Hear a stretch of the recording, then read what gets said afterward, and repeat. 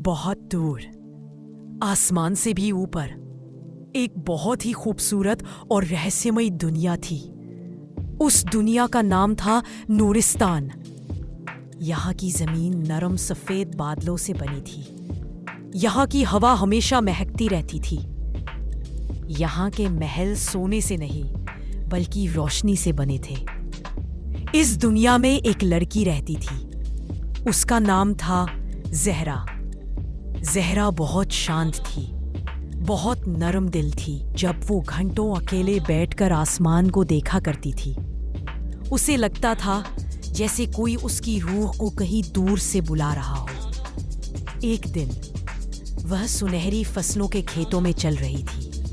धीरे धीरे तभी हवा अचानक थम गई, पंछी चुप हो गए और आसमान का रंग बदलने लगा।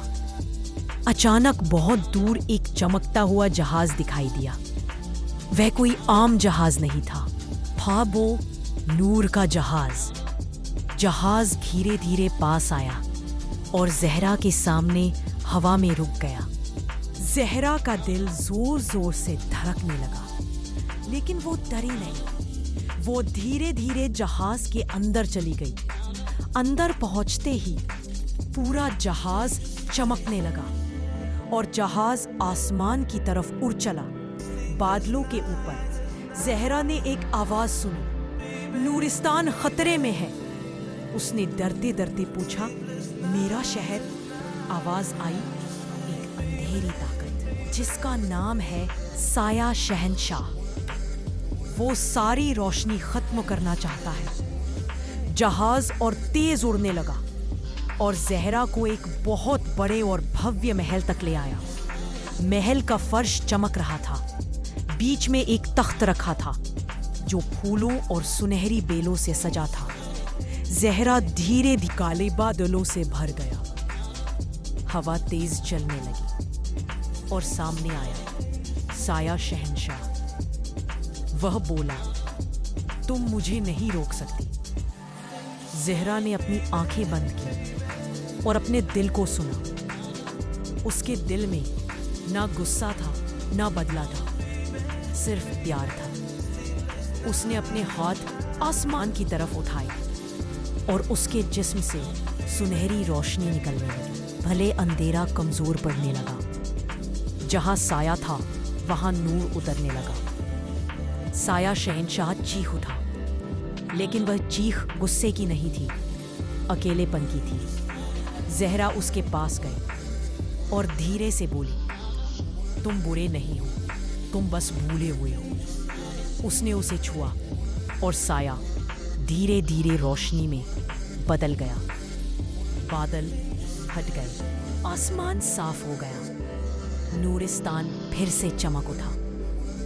2 पीरियड से एक ही हो गई। लेकिन ज़हरा वापस नहीं गई। उसने फैसला किया कि वह यही रहेगी और इस दुनिया की हमेशा हिफाजत करेगी। आज भी जब आप आसमान देखते हैं, अगर कोई चमकता हुआ बादल दिखे तो समझ लेना वह ज़हरा है, बादलों की रानी, जो आज भी इस दुनिया की रखवाली कर रही है। सिंगर, लेकिन कहानी यहाँ खत्म नहीं होती। ज़हरा अब सिर्फ एक रानी नहीं थी, वह उस दुनिया का सांस बन चुकी थी। हर सुबह जब सूरज की पहली किरण बादलों को छूती तो पूरा नूरिस्तान चमक उठता।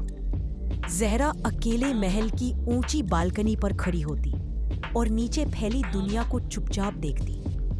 अब उसे कोई डर नहीं, लेकिन उसके दिल में एक नई बेचैनी जरूर थी। एक खालीपन, एक सवाल, क्या मैं हमेशा यहाँ रहूंगी या मेरी कहानी अभी बाकी है?